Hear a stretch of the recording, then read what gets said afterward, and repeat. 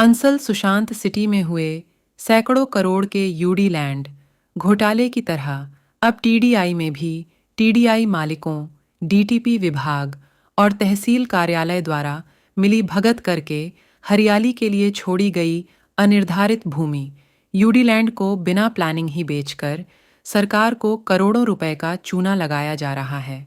यह आरोप जोगेंद्र स्वामी पूर्व जिला पार्षद ने जन आवास सोसाइटी के कार्यकर्ताओं के साथ जिला योजनाकार विभाग के बाहर प्रदर्शन करते हुए लगाए।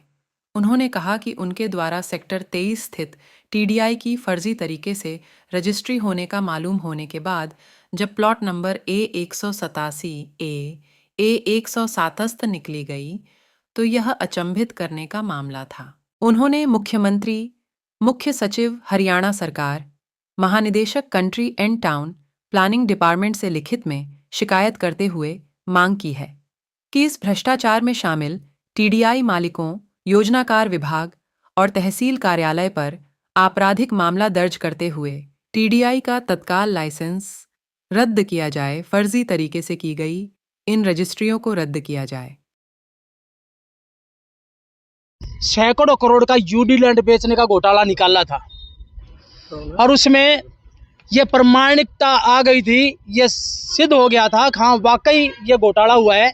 विभागीय जांच हुई, आपराधिक मामले दर्ज हुए, लेकिन उसके बाद जब ये डीटीपी विभाग के उच्च अधिकारियों ने देखा कि इसमें तुम भी मरोगे, उन्होंने अपने आप को बचाने के लिए अंसल एपीआई को दिवालिया घोषित कर दिया। उसमें दिवालिया घोषित होने से क्या हुआ, कब उसके अंदर जो गैलेक्सी कोर्ट है उसके दुकानदार मर गए, उनकी कंप्लीशन नहीं। और वही स्थिति आज टीडीआई सेक्टर 23 का मैं मामला लेके आ रहा हूँ, जहाँ यूडी लैंड बेची गई, उनकी रजिस्ट्रियाँ मैंने निकाली।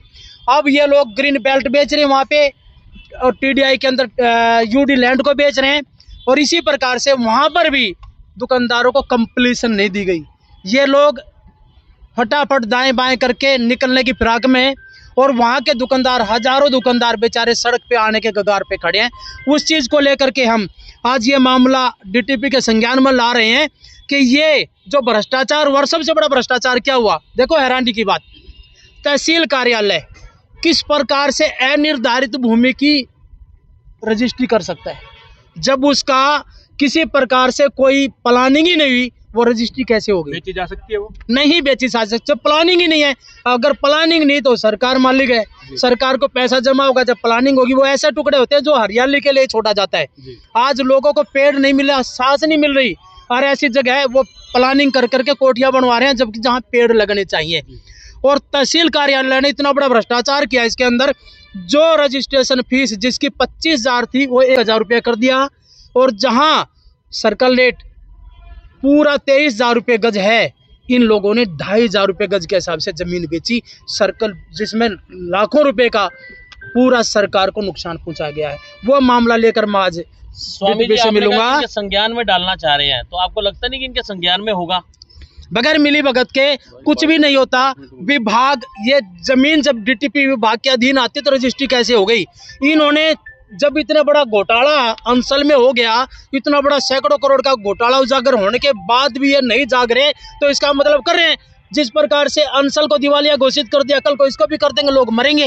एक जोगिंदर स्वामी ही क्यों ऐसे ऐसे पंगे लेके खुश होता है क्या? मैं अपने शहर के लिए लड़ रहा हूँ, आम आदमी की लड़ाई लड़ रहा हूँ, और अपने शहर के लोगों को मैं लूटने नहीं दूंगा। ये मेरी लड़ाई है, लड़ाई जारी रहेगी। सरकार को लाखों करोड़ रुपए का नुकसान हो रहा है सर, रेवेन्यू का। ये रेवेन्यू मेरे घर में नहीं आएगा, सरकार के लिए जा रहे हैं ना।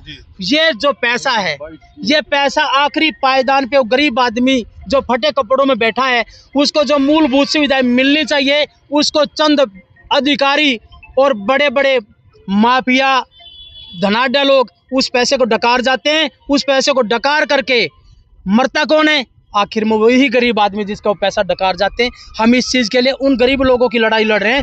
अब जो मूलभूत सुविधाएं उन तक पहुंचनी चाहिए, वो उनको पहुंचाने के लिए हम लड़ाई। इसको एक बार हम अवगत कराना चाहते हैं। देखिए, पता तो आपको होगा, लेकिन उसके बाद नहीं है तो हम भी बताने आए कि ये रजिस्ट्रियाँ, मैंने सारी रजिस्ट्रियाँ निकाल के इसके अंदर डाल दी।